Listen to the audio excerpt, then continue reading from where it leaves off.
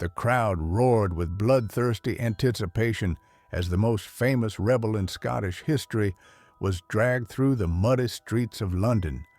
But what they witnessed on August 23rd, 1305, wasn't just an execution. It was a calculated act of political theater designed to crush the spirit of an entire nation. Yet somehow, it would have the exact opposite effect. Welcome back to History Grandpa, where we uncover the brutal truths behind history's most dramatic moments. The man being hauled to his death that summer day was William Wallace, and his story begins not with glory, but with a single moment of rage that would ignite a war lasting decades. In 1297, Wallace was just another minor Scottish noble, unremarkable in every way except for one thing.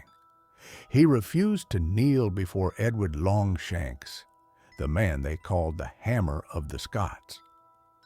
Edward had conquered Wales with ruthless efficiency, and now he turned his attention north. He didn't just want Scotland's submission, he wanted its complete erasure. Scottish nobles were forced to sign the Ragman Roll, acknowledging Edward as their overlord. Those who refused faced exile, imprisonment, or death. But Edward made one crucial miscalculation. He believed that by crushing Scotland's aristocracy, he could break its people. He was wrong. The spark that lit the fuse came in May 1297, when English officials killed Wallace's father and possibly his wife, though historians still debate this detail. What isn't debated is Wallace's response. He gathered a small band of followers and launched a guerrilla campaign that caught everyone off guard. This wasn't the chivalrous warfare of knights and castles. This was something new, something desperate, and something terrifyingly effective. Wallace understood what the English didn't, that Scotland's strength lay not in its castles or its nobles, but in its common people. Farmers, craftsmen, and laborers flocked to his banner. They had nothing to lose and everything to gain. Wallace gave them something Edward never could: hope. The moment that transformed Wallace from outlaw to legend came at Stirling Bridge on September 11th, 1297. The English army vastly outnumbered the Scots, and their commander, John de Warenne, was so confident of victory that he barely bothered with strategy. The narrow bridge across the River Forth could only allow 2 horsemen to cross at a time. Wallace waited, hidden in the forests beyond, as thousands of English soldiers began their crossing. Then, when exactly half the English army had crossed, Wallace struck. The Scots charged down from the hills, cutting off the bridge and trapping the English forces on both sides. Panic spread through the English ranks. Soldiers fell into the river, weighed down by their armor. Others were cut down as they tried to retreat across the narrow bridge.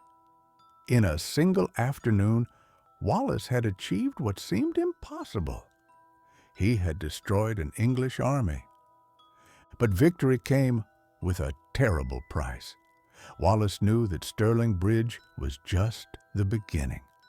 Edward would return with a larger army, and Scotland's brief moment of freedom was already slipping away.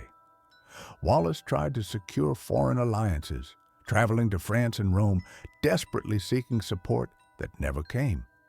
Meanwhile, Edward was methodically rebuilding his forces and planning his revenge. The end came at Falkirk in 1298. Edward had learned from Stirling Bridge. This time, he brought Welsh longbowmen and refused to be drawn into another trap. The Scottish schiltrons, defensive formations of spearmen, held firm against the English cavalry, but they couldn't advance against the devastating arrow storms. Wallace watched helplessly as his army was systematically destroyed. Thousands of Scots died that day, and Wallace's reputation died with them. He fled into the wilderness, becoming a hunted fugitive in his own land.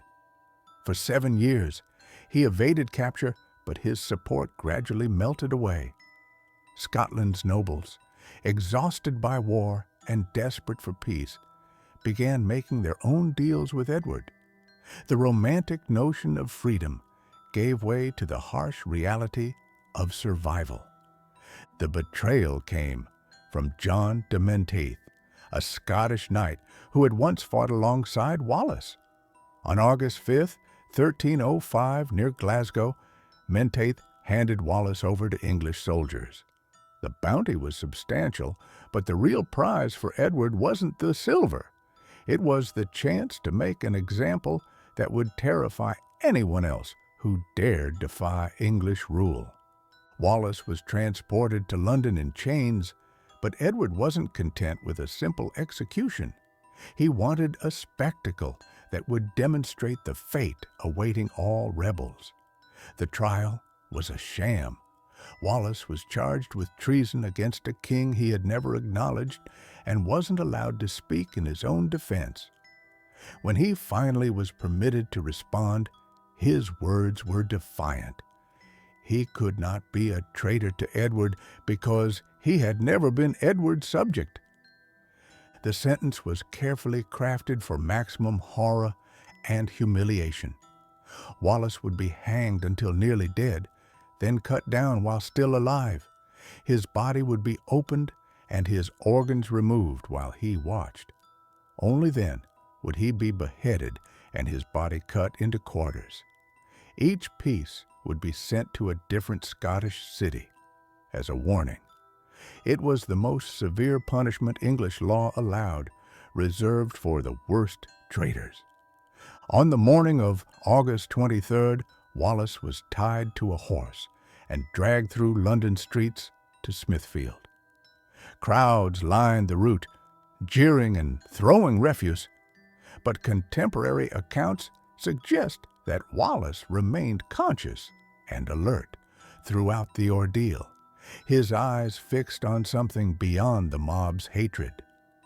At Smithfield, the executioner began his grisly work. Wallace was stripped and hanged, but the rope was calculated to strangle him slowly, not break his neck.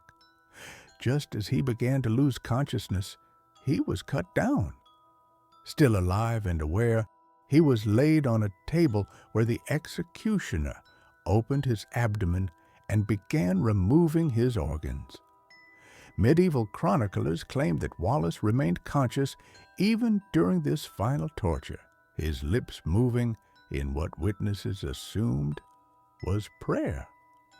Only after this prolonged agony was Wallace finally beheaded. His head was placed on a spike on London Bridge, while his quartered body was sent to Newcastle, Berwick, Stirling, and Perth. Edward believed he had delivered the ultimate message. This is what happens to those who defy England. But Edward had fundamentally misunderstood the Scottish character. Instead of crushing resistance, Wallace's martyrdom ignited it. The image of the common man who had dared to dream of freedom, who had defeated English armies and died rather than submit, became more powerful in death than Wallace had ever been in life. Robert the Bruce, who had once been Edward's ally, saw which way the wind was blowing. Within months of Wallace's execution, Bruce had killed his rival John Comyn and claimed the Scottish throne. The wars that Edward thought he had ended with Wallace's death would continue for another 2 decades. Wallace's head remained on London Bridge for years, but his spirit had already escaped. Songs and stories spread throughout Scotland, transforming the failed rebel into a symbol of national resistance. The man who had started with nothing but rage and conviction had achieved something remarkable. He had shown that ordinary people could challenge kings and that freedom was worth any sacrifice. The brutal execution that was meant to end Scottish resistance instead guaranteed its continuation. Edward died in 1307, still fighting the Scots, still trying to complete the conquest that Wallace's rebellion had made impossible. His tomb bears the inscription, "Hammer of the Scots," but history remembers him differently, as the king who created the legend of William Wallace by trying so hard to destroy it. Today, nearly 700 years later, Wallace remains Scotland's most enduring symbol of independence. His story reminds us that sometimes the most powerful victories come in defeat, and that some things truly are worth dying for. The executioner's blade that was meant to end his influence instead carved his name into history forever.